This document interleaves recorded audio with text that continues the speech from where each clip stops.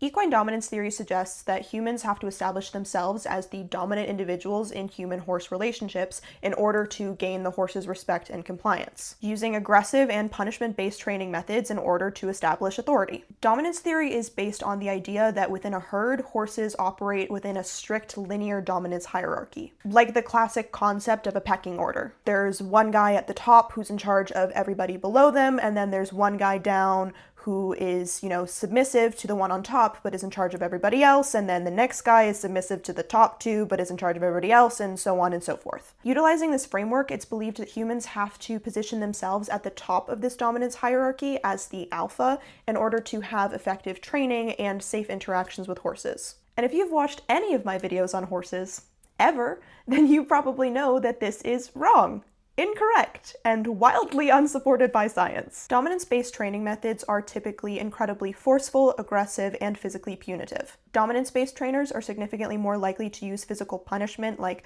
smacking, hitting, whipping, or yanking repetitively than trainers who use positive reinforcement or consent-based training. Dominance-based trainers are also the trainers who will say things like, "Training isn't a democracy, the horse doesn't get a say," which, if a trainer ever tells you that your horse doesn't get a say in training, run the other way. Just run. Don't walk, run. Obviously, there are going to be situations in which a horse is going to have to do something that they may not want to do. For example, my horse. She hates having her feet done.